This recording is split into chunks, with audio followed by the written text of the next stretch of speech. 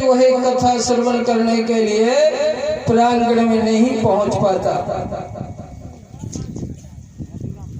तो मन का भाव कर रहा और भगवान से प्रार्थना कर रहा कि हे भगवान, ये सावन और भादों का महीना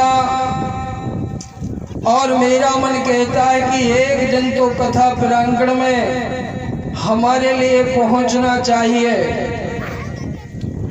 तो जब भगवान द्वारकाधीश से प्रार्थना कर रहा है, उसी समय बड़े जोर से जो है घटाएं उठने लगी और बादल गरजने लगे और बड़ी जोर से जो है बारिश होने लगी। तो जब बड़ी जोर से बारिश बंदुओं होती है, उस ग्वाला की गाय बिछड़ जाती है। गाय बिछड़ गई और अपने अपने मालिकों के यहाँ जब वो गाय माता पहुंच जाती है, ग्वाला बड़ा भारी प्रसन्न हुआ कि आज तो भगवान कन्हैया ने मेरी प्रार्थना को स्वीकार कर लिया। ऐसा मन का भाव उसका बन गया और कांधे पर लाठी रखे हुए सीधे और वही कथा प्रांगण में पहुंच गया।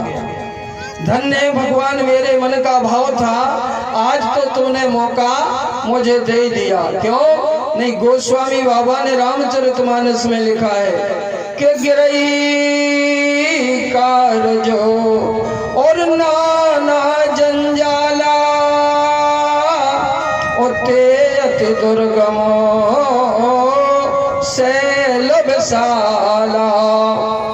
एक ग्रह के इतने बड़े काम है, ग्रही कारज नाना जंजाला, बड़े बड़े जंजाल है।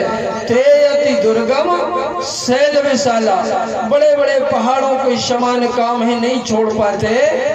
लेकिन आज तो हमारे ग्वाला जी और कथा प्रांगण में पहुंच गए, प्रवेश कर गए, तो ऐसे बैठ गए और बैठ गए। और उस समय कौन सा संवाद चल रहा था कि हरे हरे मुकुट के और हरी छवि छाजत है और हरी हरी यमुना की हरी लहर आई है। ये संवाद चल रहा था। और आगे क्या कहा कि हरे हरे डोम डाल और झूले श्री बनमुरार और हरे हरे पत्तन की दुनिया बनाई है। माने सब हरे हरे का। और व्यास जी उस समय वर्णन कर रहे थे, और बछड़न के पाछे मुकुट बांधे मोर पगछिन को, सो यमुना की कगछन में अब नृत्य करत कन्हाई है। उस ग्वाला ने विचार किया कि बताइए, यमुना मैया का किनारा भगवान कन्हैया जब गैया चराने के लिए जाते हैं, तो क्यों मैं इन गांव वालों की गैया को चराऊं? मेरा मन का भाव है कि अब तो मैं सीधे वृंदावन धाम में जाऊंगा और भगवान कन्हैया से एक कहूंगा कि प्रभु तुम तो बैठ जाओ घरे और आज से गैया चरावे जाने दो मेरे लिए, मैं आपकी गाय चराऊंगा। सो भैया, केवल 1 घंटा कथा का श्रवण किया और ग्वाला ने 9-11 हो गए। चले गए, किसी से कुछ नहीं कहा, सीधे वृंदावन धाम के लिए पहुंचे। अब चलते चलते कई दिन जब व्यतीत हो गए बंधुओं, और श्री वृंदावन धाम में ग्वाला ने प्रवेश किया, सो एक मंदिर पर पहुंच गया जहां 4, 6, 10 गाय बंध रही थी। महात्मा जी विराजमान थे। सो महात्मा जी से पूछा, क्यों महाराज जी, इसी मंदिर की गैया क्या कन्हैया चराते हैं? सो बाबा जी ने विचार किया कि ऐसा ना हो कि दिमाग से जो गड़बड़ हो। ए मन का भाव उनका बन गया। ऐसा ना हो कोई गड़बड़ हो, क्योंकि कांधे पर लाठी रखे और विचार कर रहा कि इस मंदिर की का गैया कन्हैया चराते हैं। तो बोले भैया आगे बढ़ो, इस मंदिर की गैया कन्हैया नहीं चराते। कले कोई बात नहीं है। और आगे बढ़ा तो 10-20 गाय बन रही हैं और महात्मा जी बैठे 4-6, महंत साहब भी विराजमान है। कहा क्यों महाराज जी, इसी मंदिर की गैया क्या भगवान कन्हैया चराते? हाँ बोले भैया इसी मंदिर की गैया कन्हैया चराते हैं। तब तो बड़ा प्रसन्न हो गया, महात्मा जी को प्रणाम किया, लाठी को रख दिया और बोले महाराज तुम जाके कन्हैया से कह दो कि तुम्हारा भक्त आ चुका है, सुबह से तुम्हें गैया चराने नहीं जाना है और सुबह से तो गैया चराने का काम मेरा है, मैं जाऊंगा। सो जो वे ग्वाला थे गाय चराने वाले मन में बड़े प्रसन्न हो गए कि भगवान आज तो बड़ा अच्छा भक्त भेज दिया, अब तो मंदिर पर रहेंगे, गैया चराने भैया जाएगा। अब बंधु को सवेरा हुआ सो गाय खुलवा दी। और जो रात के टिक्कर बनते हैं मंदिरों पर तो मोटे मोटे जैसे हमारे जामवंत जी महाराज खिलाते हैं सभी के लिए, 2 टिक्कर में काम हो जाता है, 2.5 तो कोई लेता नहीं, 2 ही में हो जाता है। सो ऐसे बड़े अच्छे टिक्कर, 2 टिक्कर जो है उनको बांध दिए, बोले लो ग्वाला ले जाओ और ले जा करके भोजन करना, गौएं चराना। सो ग्वाला गया, बड़े प्रेम के साथ गैया चराए और जो है संध्या काल का जब समय हुआ गायों को बांध दिया। और जब मंगल आरती भगवान श्याम सुंदर की होने लगी, बड़े प्रेम के साथ में ग्वाला आरती करवा रहा है और ये भी बात कहता जा रहा, अब चिंता ना करो, अब तो तुम जईबे रही हो, मंदिर में बैठना, गैया तो मैं चरा रहा हूं। तो हमारे सुखदेव जी महाराज कहते हैं राजा परीक्षित, ऐसा क्रम चलते चलते 15 दिन व्यतीत हो गए। जब 15 दिन व्यतीत पूरे हो गए सो हर महीना में 2 एकादशी आती है। एकादशी का दिन आया तो उस दिन तो मंदिरों पर भोजन बनता नहीं है, फल फूल खाते हैं। और जब सवेरा हुआ और ग्वाला को गैया खुलवा दी और कह दिया भैया आज भोजन नहीं बनेगा, आज तो एकादशी है, संध्या काल के समय में फलाहार बनेगा। कहे कोई बात नहीं है, जाता हूँ। चला गया और जो भोजन करने का समय हुआ 12 बजे, सो चारों तरफ घूम रहा है, चारों तरफ देख रहा है कि भैया जब गौएं चराए दिन भर फैले तो भूख तो लगे, और अगर मंदिर में बैठे रहो और एकादशी को व्रत करो तो बिना काहे को भूख लगने, ग्वाला को तो भूख लगेगी। सो विचार करने लगा, दौड़ जाए यमुना मैया में जल पी ले और दौड़ ऊपर आ जाए। और फिर यमुना मैया में जल पीने गया, बोले महात्माओं ने धोखा कर दिया।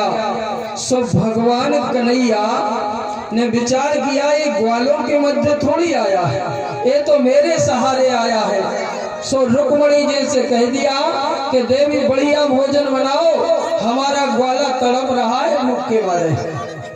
सो रुक्मणी जी ने बढ़िया भोजन तैयार कर दिया और भगवान श्याम सुंदर पट जहां बंद हुए सो सीधे चल लिए ग्वाला के पास में और अपने पीताम्बर जो ओढ़े थे उसी दुपट्टा में बांधा।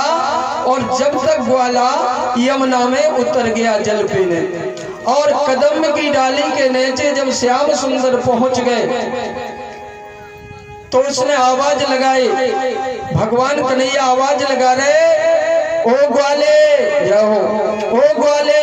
और जब तीसरी बार आवाज लगाई कि ओ ग्वाले, सब मुड़ के देखा, अरे बोले जे तो वे ही आ गए जी मंदिर में बैठे थे, जी की आरती होती, रोटी लेके, और वहां से बड़े भारी दौड़ा। जब तक भगवान कन्हैया ने वो पीताम्बर से बंधी रोटी और कदम की डाली से बांध दिया और भगवान 9 तो 11 हो गए, बस इतना ही तो काम था। भोजन दे दिया और सीधे चले आए सो मंदिर में प्रवेश कर गए। डाली को जब वो भोजन छोड़ा और खाने बैठता है तो अबे तो मोटे मोटे टिक्कर थे, 1-1.5 खाया, 2 खाया, कुछ गंगों को खिला दिया। अब तो भैया रुक्मणी जी के हाथ के बने भोजन थे, पूरी खा गए और मन का भाव ये बना रहा कि 1-2 और होते तो आनंद आ जाता। तो बोले आनंद आ जाता। और फिर भगवान से विचार कर रहा, क्या कह रहा कि आज भोजन तुम्हें नाथ लाना पड़े, आज भोजन तुम्हें नाथ लाना पड़े। कैसे कैसे पदार्थ बनाना पड़े, आज भोजन तुम्हें नाथ लाना पड़े। खाता जा रहा है और कहता जा रहा है कि भगवान आपको कष्ट हुआ, कितना व्यंजन बनाया और बे महंतों को रहना दे रहा कि न हुई उन महंतों को मोरी खबर, मंदिरों में पूजा पाठ कराने पड़े। कोई देखो सेव फल ला रहा है, कोई बाबा की बर्फी ला रहा, गाँव में मस्त है, मैं ही किसी को फिक्र नहीं है और उड़ाना देता जा रहा। अब भगवान कन्हैया से क्या कह रहा है कि तुम काहे ले आए रोटी मेरी, कि जानते हो कभी भाग देगा न जो, फिर से गंगे न हमको चराना पड़े। अगर जो भग गया तो काल से फिर हमें गैया चराने पड़े, जा से तुम रोटी ले आए हो। ऐसे कहने लगा।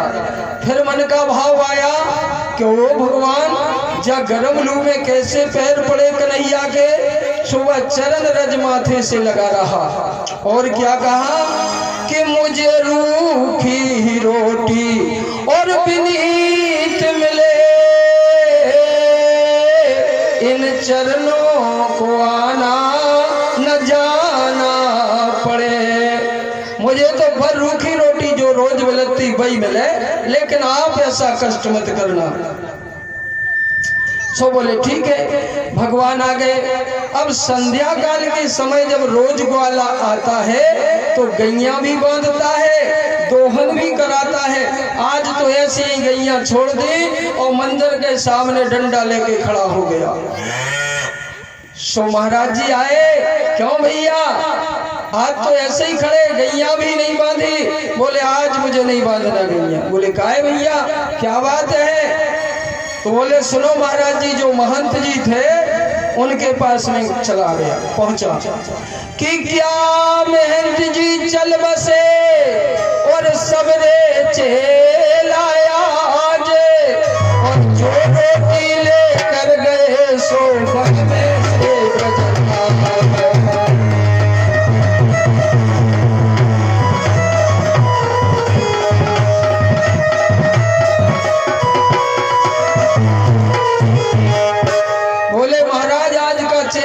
राधे राधे हो गए। कले काय भैया ऐसी काय कह रहे? कले आज भगवान कन्हैया को रोटी लेकर के वन में जाना पड़ा। बोले भैया हमें पूरा जीवन भगवान के पास